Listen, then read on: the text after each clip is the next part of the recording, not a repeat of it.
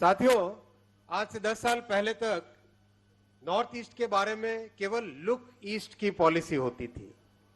मोदी जी ने आके उसको बदला, एक्ट ईस्ट की पॉलिसी लेके आए।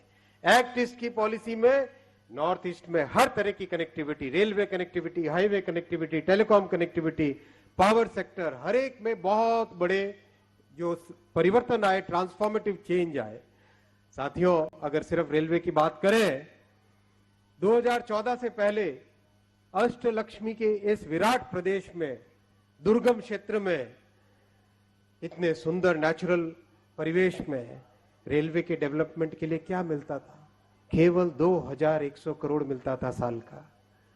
मोदी जी ने आके उसको डबल किया, ट्रिपल किया, 4 गुना किया और इस बार 5 गुना करके 10,200 करोड़ रुपए का एलोकेशन दे रहे हैं मोदी जी रेलवे के डेवलपमेंट के लिए।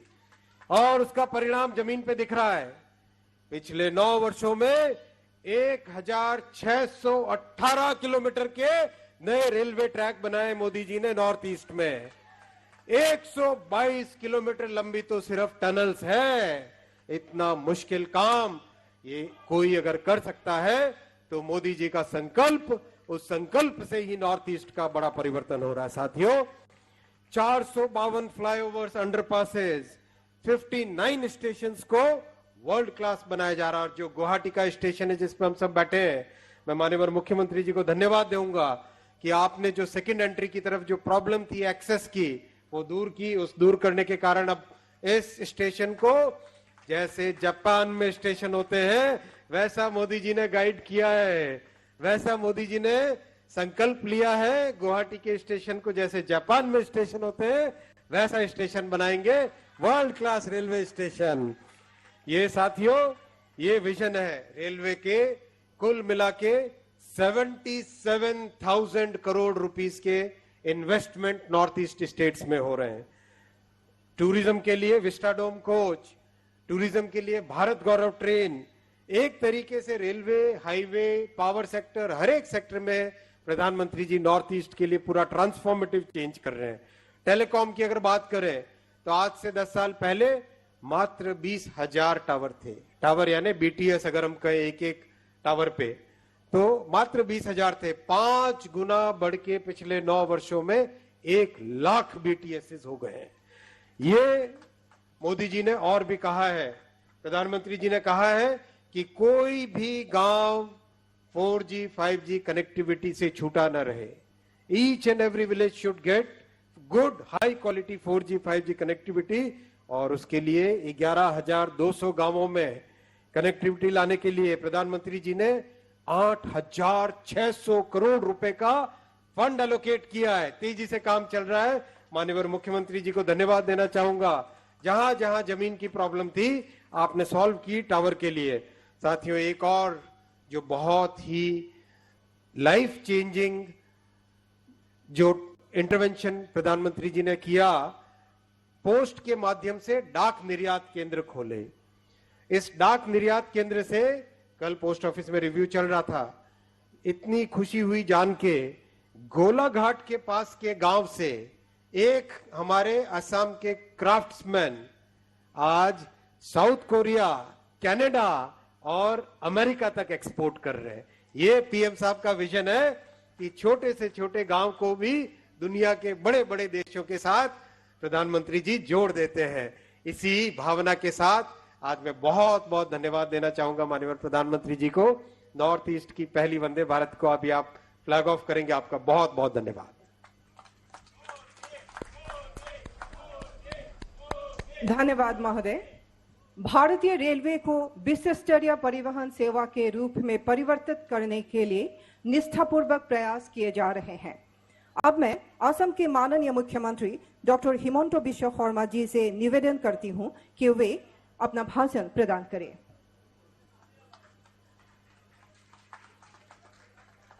मोर लगत सकलो एकेलगे कब जाते मोदी डांगरियाय पूरा दिल्ली लेके शुना पाए।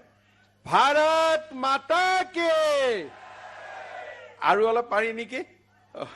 অলপ পাৰি, ঠিক আছে। भारत माता के बहुत बहुत धन्यवाद। नरेंद्र मोदी डांगरिया आमार लगत এতিয়া ভিডিঅ' কনফাৰেন্সৰ যোগে আমাৰ লগত জড়িত হৈ আছে প্ৰধানমন্ত্ৰী ডাঙৰীয়াৰ কাৰণে আমি কম নৰেন্দ্ৰ মোদী, নৰেন্দ্ৰ মোদী, নৰেন্দ্ৰ মোদী। বহুত বহুত ধন্যবাদ। অসমৰ মহামহিম ৰাজ্যপাল গোলাপ চান্দ কাটাৰিয়া ডাঙৰীয়া, কেন্দ্ৰীয় মন্ত্ৰী সৰ্বানন্দ সোণোৱাল ডাঙৰীয়া, ৰেল বিভাগৰ সন্মানীয় মন্ত্ৰী অশ্বিনী বৈষ্ণৱ ডাঙৰীয়া, ভাৰত চৰকাৰৰ গৃহ বিভাগৰ মন্ত্ৰী নীতিশ প্ৰামাণিক ডাঙৰীয়া, অসম চৰকাৰৰ মন্ত্ৰী পৰিমল শুক্লবৈদ্য ডাঙৰীয়া, সাংসদ কুইন উজা ডাঙৰীয়ানী, কামাখ্যা প্ৰসাদ তাছা ডাঙৰীয়া, পবিত্ৰ মাৰ্ঘেৰিটা ডাঙৰীয়া, আমাৰ মাজত উপস্থিত সুধীবৃন্দ, আজি আমাৰ বাবে পৰম সৌভাগ্যৰ কথা যে নতুন দিল্লীৰ পৰা প্ৰধানমন্ত্ৰী ডাঙৰীয়া আমাৰ লগত সংযোজিত হৈছে উত্তৰ পূৰ্বৰ প্ৰথমখন বন্দে ভাৰত ৰেল আমাৰ ৰাইজৰ বাবে উৎসৰ্গা কৰিবৰ বাবে। অলপ সময় আগতে কেন্দ্ৰীয় মন্ত্ৰী বৈষ্ণৱ ডাঙৰীয়াৰ লগত মই বন্দে ভাৰত ট্ৰেইন চাব গৈছিলোঁ। বন্দে ভাৰতত উঠিলে এৰোপ্লেনতে উঠিছো নে ক'ত উঠিছো গম নাপাই, ইমান ধুনীয়া ট্ৰেইন। মই মনৰ পৰা অত্যন্ত আনন্দিত যে ভাৰতবৰ্ষৰ নিজৰ টেকনলজি দি আজি এনেকুৱা বন্দে ভাৰত ট্ৰেইন আমাৰ ভাৰতবৰ্ষত উদ্ভাৱন হৈছে। অলপ আগতে ৰেল মন্ত্ৰী ডাঙৰীয়াই মোক কৈ আছিলে যে এই বন্দে ভাৰত ট্ৰেইন আমাৰ আত্মনিৰ্ভৰশীল টেকনলজি, অৰ্থাৎ ভাৰতীয় বিজ্ঞানীসকলে প্ৰধানমন্ত্ৰী ডাঙৰীয়াৰ প্ৰেৰণাত, আমাৰ ভাৰতৰ ইঞ্জিনিয়াৰসকলে প্ৰধানমন্ত্ৰী ডাঙৰীয়াৰ প্ৰেৰণাত এই বন্দে ভাৰত ট্ৰেইন নিৰ্মাণ কৰি উলিয়াইছে। আৰু এই ট্ৰেইন বিভিন্ন ক্ষেত্ৰত বিদেশৰ আন যিকোনো ট্ৰেইন ব্যৱস্থাতকৈ অধিক উন্নত, তাক আজি আমি অনুভৱ কৰি গৌৰৱ অনুভৱ কৰিছো। প্ৰধানমন্ত্ৰী ডাঙৰীয়াই আমাক এটা ডাঙৰ বাণী দিছিলে যে উত্তৰ পূৰ্বক যদি আমি পৰিৱৰ্তন কৰিব লাগে, we have to transform Northeast through transportation, transformation through transportation. প্ৰধানমন্ত্ৰী ডাঙৰীয়াৰ সেই নিৰ্দেশক অনুসৰণ কৰি আজি ভাৰত চৰকাৰে ৰেল, নদী আৰু পথ যোগাযোগৰ ওপৰত গুৰুত্ব আৰোপ কৰিছে আৰু ইণ্টাৰনেট কানেক্টিভিটিৰ ওপৰতো গুৰুত্ব আৰোপ কৰিছে।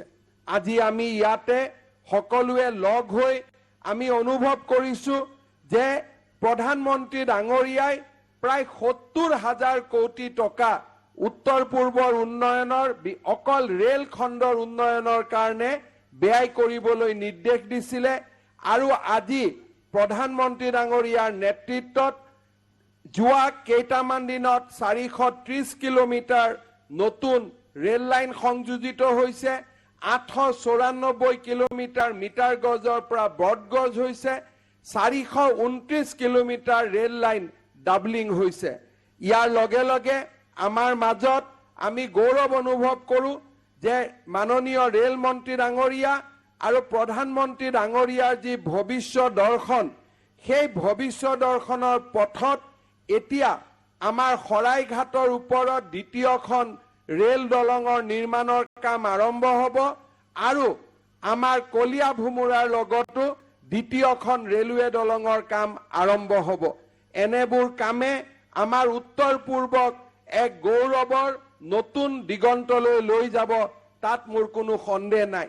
১,৬৭৭ কোটি টকাৰে শৰাইঘাটৰ ওপৰত দ্বিতীয়খন ৰেলৱে দলং, ৩,৫১২ কোটি টকা ব্যয়েৰে ব্ৰহ্মপুত্ৰ নদীৰ ওপৰত তেজপুৰ আৰু শিলঘাটক ২৫ কিলোমিটাৰ জোৰা দলঙেৰে, দলং আৰু ব্ৰডগজ লাইনেৰে সংযোজন কৰাৰ দৰে ডাঙৰ পৰিকল্পনা আজি অশ্বিনী বৈষ্ণৱ ডাঙৰীয়াৰ নেতৃত্বত প্ৰধানমন্ত্ৰী ডাঙৰীয়াৰ প্ৰেৰণাত আৰম্ভ হৈছে।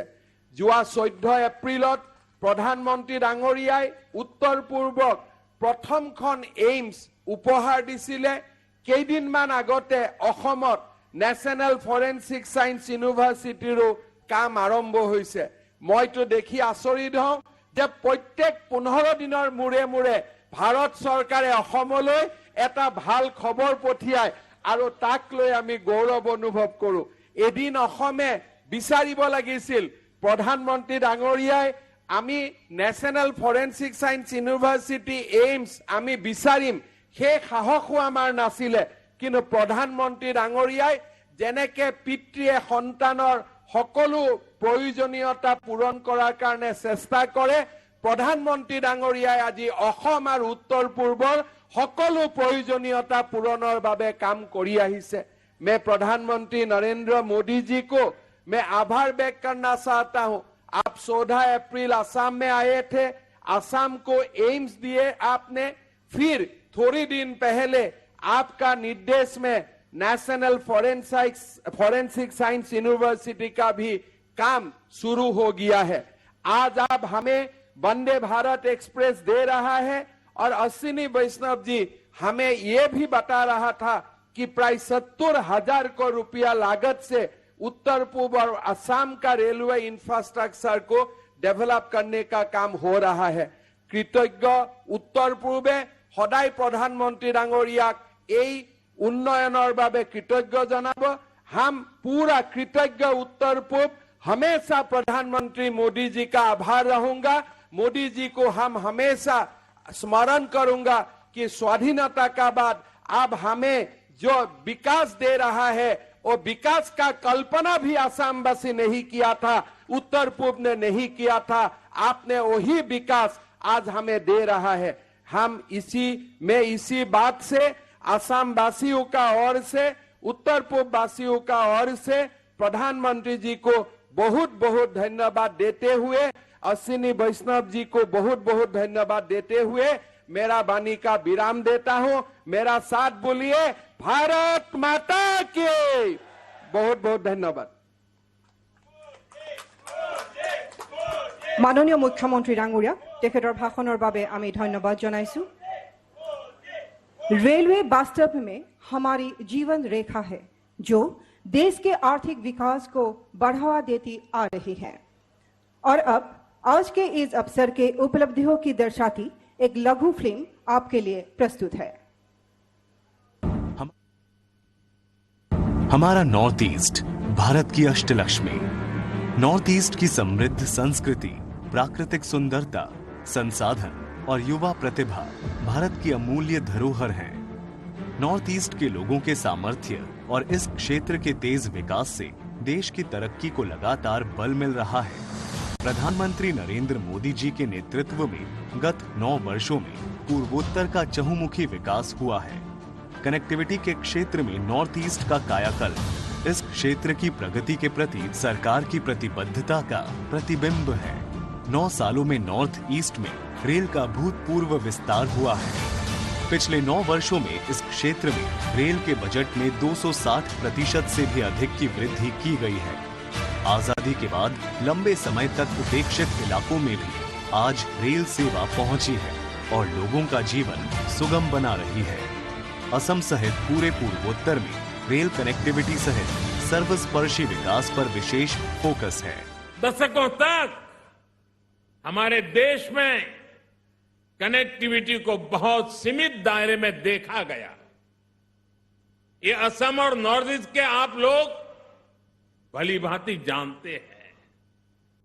पिछले 9 वर्षों में हमने कनेक्टिविटी को लेकर उस पुरानी अप्रोच को ही बदल दिया है। आज जिस कनेक्टिविटी पर देश काम कर रहा है उसके 4 आयाम हैं। Physical connectivity, digital connectivity, social connectivity और कल्चरल कनेक्टिविटी। असम तथा पूर्वोत्तर के विकास के लिए इसी प्रतिबद्धता के साथ आज प्रधानमंत्री श्री नरेंद्र मोदी इस क्षेत्र को पहली वंदे भारत एक्सप्रेस की सौगात दे रहे हैं और साथ ही कई रेल परियोजनाओं को देश को समर्पित कर रहे हैं। भारत की आत्मनिर्भरता का प्रतीक सेमी हाई स्पीड ट्रेन वंदे भारत एक्सप्रेस गुवाहाटी और न्यू जलपाईगुड़ी के बीच 411 किलोमीटर की दूरी 5.5 घंटे में पूरा कर देगी, यानी औसत यात्रा समय में 1.5 घंटे की कमी आएगी। Rotating seat, touch free bio vacuum शौचालय, सीसीटीवी कैमरे, स्वचालित दरवाजे, दिव्यांगजन के अनुकूल शौचालय और कवच तकनीक जैसी आधुनिक सुविधाओं से लैस वंदे भारत एक्सप्रेस यहाँ के यात्रियों को वर्ल्ड क्लास रेल यात्रा का अनुभव देगी। वंदे भारत से पूर्वोत्तर के विकास में तेजी आएगी। काजीरंगा, कोबितोरा, मानस, हाफलंग, शिलांग आदि में पर्यटकों की यात्रा सहज होगी, जिससे पर्यटन और सहायक क्षेत्रों के साथ साथ स्थानीय लोगों को आर्थिक लाभ होगा। आज गुवाहाटी और चापरमुख के बीच 238 ट्रैक किलोमीटर और असम के न्यू बंगाईगांव दुधनई होते हुए मेघालय के मेंदी पथार के बीच 199 ट्रैक किलोमीटर खंडों के बिजलीकरण को राष्ट्र को समर्पित किया जा रहा है। भारतीय रेल 100% बिजलीकरण के लक्ष्य की ओर तेजी से बढ़ रही है और इस दिशा में नॉर्थ ईस्ट में रेल बिजलीकरण एक अहम कदम है। इससे रेल परिचालन की लागत में काफी कमी आएगी। लामडिंग में एक अत्याधुनिक मशीनरी से लैस डेमू एवं मेमू शेड का निर्माण भी किया गया है। इस नवनिर्मित शेड से पहली डेमू रैक आज मरम्मत के बाद यात्री सेवा हेतु निकाली जा रही है। वंदे भारत सहित इन सभी रेल परियोजनाओं से नॉर्थ ईस्ट में रेल कनेक्टिविटी और रेल इंफ्रास्ट्रक्चर और मजबूत होगा और नॉर्थ ईस्ट भारत के विकास का गेटवे बनकर उभरेगा।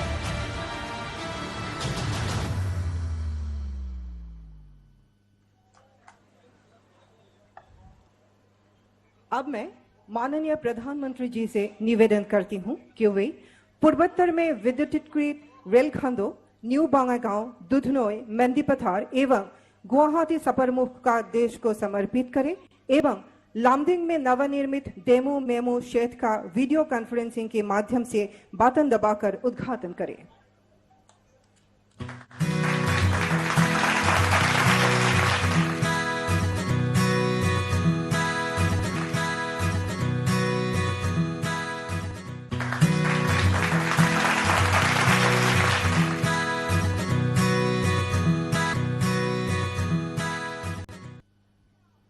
धन्यवाद। अब मैं माननीय प्रधानमंत्री जी से निवेदन करती हूं कि वे सभा को संबोधित करें।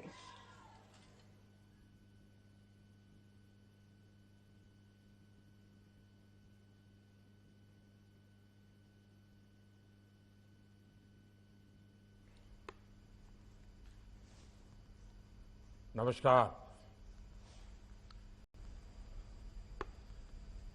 असम के गवर्नर श्रीमान गुलाबचंद कटारिया जी, मुख्यमंत्री भाई हेमंत बिस्वा शर्मा जी, केंद्रीय मंत्रिमंडल के मेरे सदस्य अश्विनी वैष्णव जी, सर्बानंद सोनोवाल जी, रामेश्वर तेली जी, निशित प्रामाणिक जी, जॉन बारला जी, अन्य सभी मंत्रीगण, सांसदगण, विधायक और मेरे प्यारे भाई और बहनों, आज असम सहित पूरे नॉर्थ ईस्ट की रेल कनेक्टिविटी के लिए एक बहुत बड़ा दिन है। आज नॉर्थ ईस्ट की कनेक्टिविटी से जुड़े 3 काम एक साथ हो रहे हैं।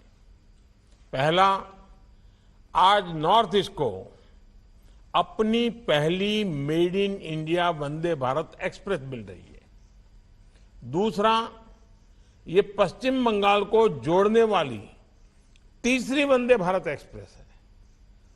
दूसरा, असम और मेघालय के लगभग 450 किलोमीटर ट्रैक पर बिजलीकरण का काम पूरा हो गया है। तीसरा, लामडिंग में नवनिर्मित डेमू मेमू शेड का भी आज लोकार्पण हुआ है। मैं इन सभी प्रोजेक्ट्स के लिए असम, मेघालय सहित पूरे नॉर्थ ईस्ट और पश्चिम बंगाल के साथियों को बहुत बहुत बधाई देता हूं। साथियों, गुवाहाटी जलपाईगुड़ी वंदे भारत एक्सप्रेस ट्रेन असम और पश्चिम बंगाल के बीच सदियों पुराने संबंधों को और मजबूत करेगी। इससे इस पूरे क्षेत्र में आना जाना और तेज हो जाएगा। इससे कॉलेज, यूनिवर्सिटी में पढ़ने वाले युवा साथियों को सुविधा होगी और सबसे अहम बात, इससे पर्यटन और व्यापार से बनने वाले रोजगार बढ़ेंगे। ये वंदे भारत एक्सप्रेस मां कामाख्या मंदिर, काजीरंगा, मानस राष्ट्रीय उद्यान, पवितरा वाइल्ड लाइफ सेंचुरी को कनेक्ट करेगी। इसके साथ साथ मेघालय के शिलोंग, चेरापूंजी और अरुणाचल प्रदेश के तवांग और पासीघाट तक भी पर्यटकों की सुविधा बढ़ जाएगी। भाइयों और बहनों, इसी सप्ताह केंद्र में एनडीए की सरकार के 9 साल पूरे हुए हैं। बीते 9 साल भारत के लिए अभूतपूर्व उपलब्धियों के रहे हैं, नए भारत के निर्माण के रहे हैं। कल ही देश को आजाद भारत की भव्य दिव्य आधुनिक संसद मिली है। ये भारत के हजारों वर्ष पुराने लोकतांत्रिक इतिहास को हमारे समृद्ध लोकतांत्रिक भविष्य से जोड़ने वाली संसद है।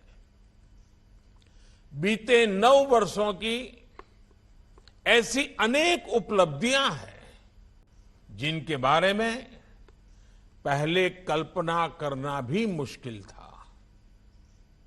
2014 से पहले के दशक में इतिहास के घोटालों के हर रिकॉर्ड टूट गए थे। इन घोटालों ने सबसे ज्यादा नुकसान देश के गरीब का किया था, देश के ऐसे क्षेत्रों का किया था जो विकास में पीछे रह गए थे। हमारी सरकार ने सबसे ज्यादा गरीब कल्याण को प्राथमिकता दी। गरीबों के घर से लेकर महिलाओं के लिए टॉयलेट तक, पानी की पाइपलाइन से लेकर बिजली कनेक्शन तक, गैस पाइपलाइन से लेकर एम्स मेडिकल कॉलेज तक, रोड, रेल, जलमार्ग, पोर्ट, एयरपोर्ट, मोबाइल कनेक्टिविटी, हमने हर क्षेत्र में पूरी शक्ति से काम किया है। आज भारत में हो रहे इंफ्रास्ट्रक्चर के काम की पूरी दुनिया में बहुत चर्चा हो रही है, क्योंकि यही इंफ्रास्ट्रक्चर तो जीवन आसान बनाता है।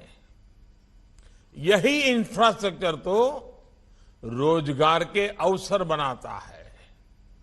यही इंफ्रास्ट्रक्चर तेज विकास का आधार है। यही इंफ्रास्ट्रक्चर गरीब, दलित, पिछड़े, आदिवासी ऐसे हर वंचित को सशक्त करता है। इंफ्रास्ट्रक्चर सबके लिए है, समान रूप से हैं, बिना भेदभाव के हैं। और इसलिए ये इंफ्रास्ट्रक्चर निर्माण भी एक तरह से सच्चा सामाजिक न्याय है, सच्चा सेक्युलरिज्म है। भाइयों और बहनों, इंफ्रास्ट्रक्चर निर्माण के इस काम का सबसे अधिक लाभ अगर किसी को हुआ है तो वो पूर्वी और उत्तर पूर्वी भारत है। अपने अतीत की नाकामियों पर पर्दा डालने के लिए कुछ लोग कहते हैं कि पहले भी तो नॉर्थ ईस्ट में बहुत काम हुआ था।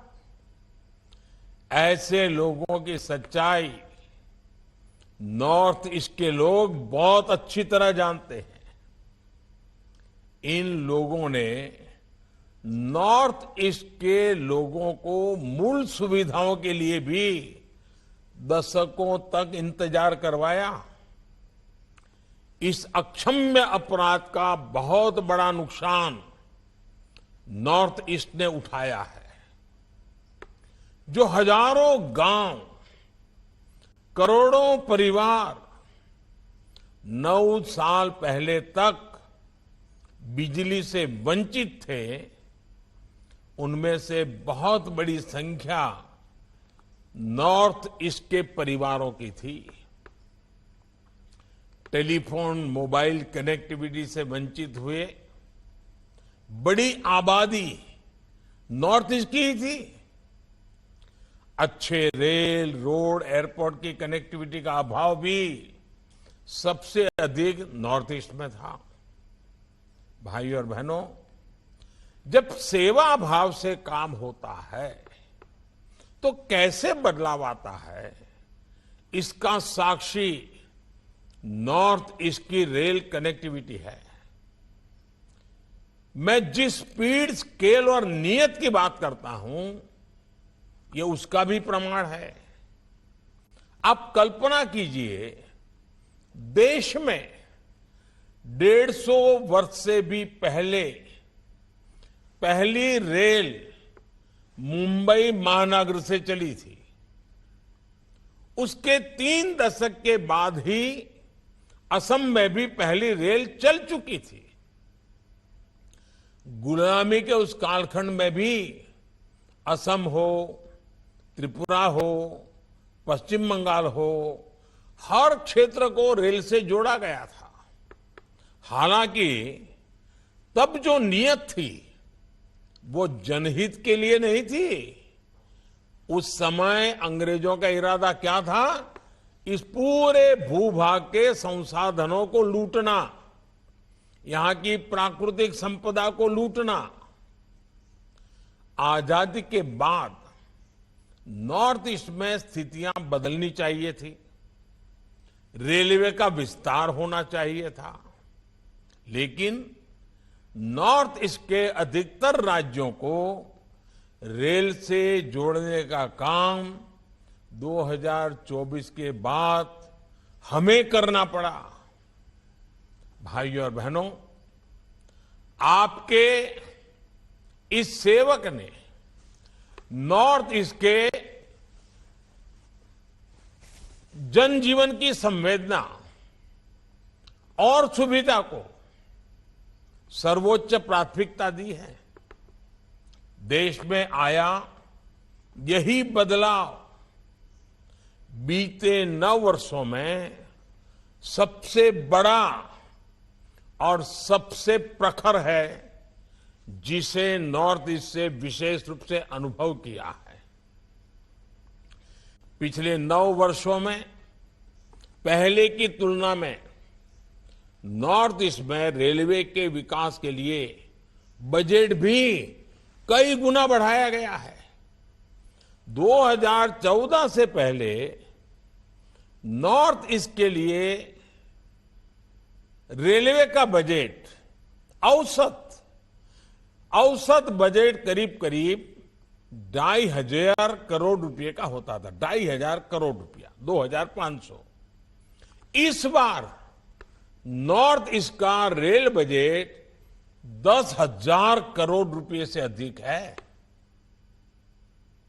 यानी लगभग 4 गुना बढ़ोतरी की गई है।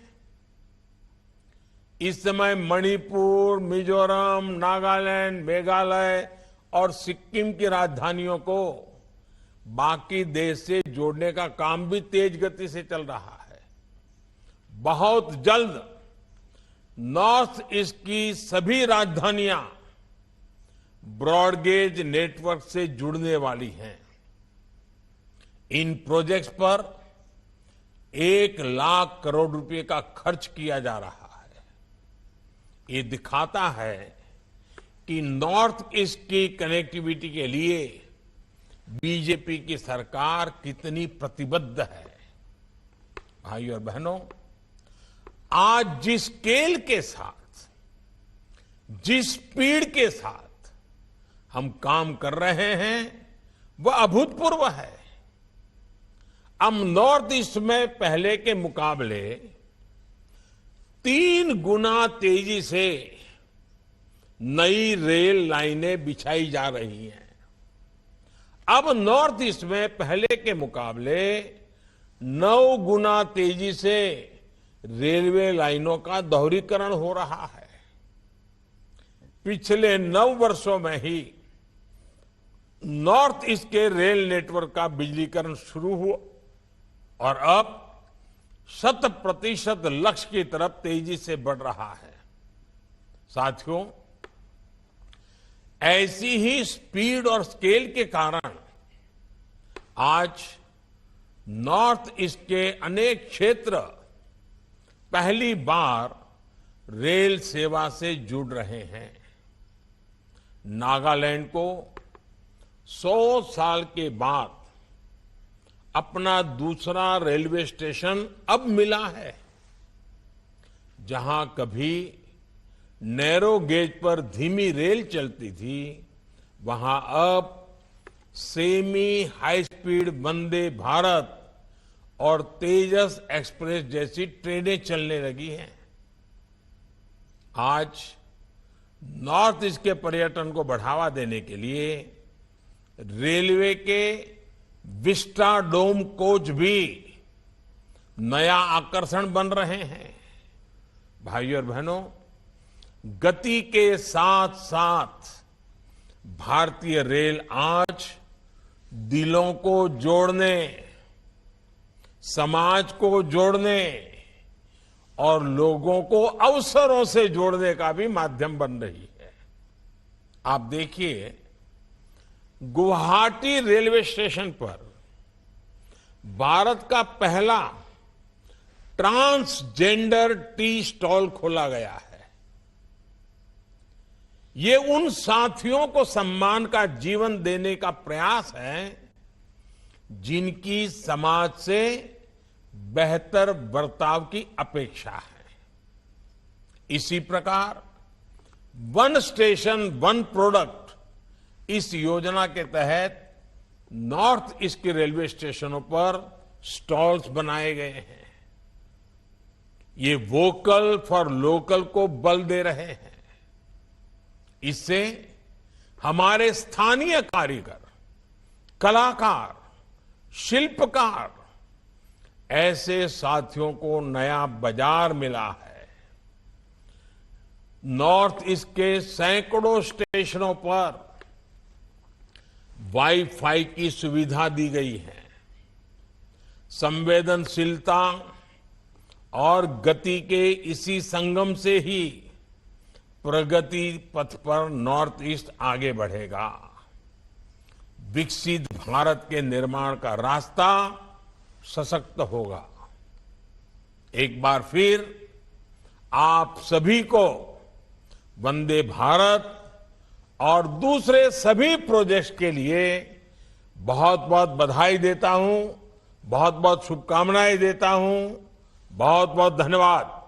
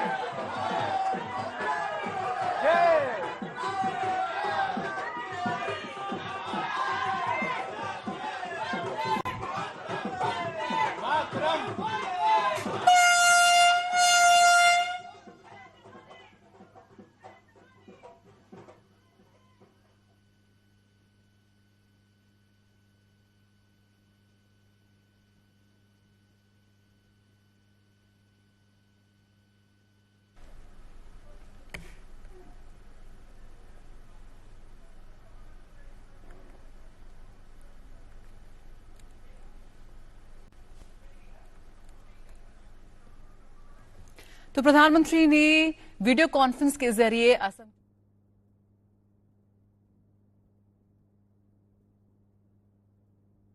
অসমৰ মুখ্যমন্ত্ৰীয়ে দেশৰ প্ৰধানমন্ত্ৰীক ধন্যবাদ জ্ঞাপন কৰিছে প্ৰধানমন্ত্ৰীয়ে এজন পিতৃয়ে যেনেধৰণে নিজৰ সন্তানৰ সকলো অভাৱ অভিযোগ পূৰণ কৰে ঠিক তেনেধৰণেই প্ৰধানমন্ত্ৰীয়ে অসমবাসীৰ অভাৱ অভিযোগবোৰ পূৰণ কৰি আহিছে ধাৰাবাহিক গতিত কি দিয়া নাই দেশৰ প্ৰধানমন্ত্ৰীয়ে অসমবাসীৰ বাবে এইমছ দিছে ফৰেনচিক সাইন্স লগতে এয়া বন্দে ভাৰত এক্সপ্ৰেছ আৰু বিগত সময়ত আৰু বহু কিবা কিবি দিছে মুঠতে তালিকাখন অতি দীঘলীয়া তালিকাখনৰ বাবে প্ৰধানমন্ত্ৰীক ধন্যবাদ জ্ঞাপন কৰিছে অসমৰ মুখ্যমন্ত্ৰীয়ে অসমবাসীৰ হৈ তেওঁ ধন্যবাদ জ্ঞাপন কৰিছে ইমানখিনি অসমবাসীক দিয়াৰ বাবে নতুন দিল্লীৰ পৰা আজি ভাৰ্চুৱেলি ফ্লেগ অফ কৰা হ'ল বন্দে ভাৰতৰ আৰু বন্দে ভাৰতৰ কাৰ্যসূচীৰ অংশ ল'লে অসমৰ মুখ্যমন্ত্ৰী ৰাজ্যপাল আৰু আন নেতাসকলে সৰ্বানন্দ সোণোৱালো তাত আছে আৰু ইতিমধ্যে দেশৰ প্ৰধানমন্ত্ৰীয়ে ভাষণো প্ৰদান কৰিলে আৰু আনুষ্ঠানিকভাৱে মুকলি হৈ গ'ল বন্দে ভাৰত এক্সপ্ৰেছ অতি দ্ৰুতবেগী এক্সপ্ৰেছ অতি কম সময়ৰ ভিতৰতেই এই যাত্ৰা সামৰিব আৰু ই বিকাশৰ এক নতুন মাত্ৰা দিব অসম তথা উত্তৰ পূৰ্বাঞ্চলবাসীৰ বাবে পৰ্যটনৰ ক্ষেত্ৰতো ই সহায়ক হ'ব অসম তথা উত্তৰ পূৰ্বাঞ্চলৰ বাবে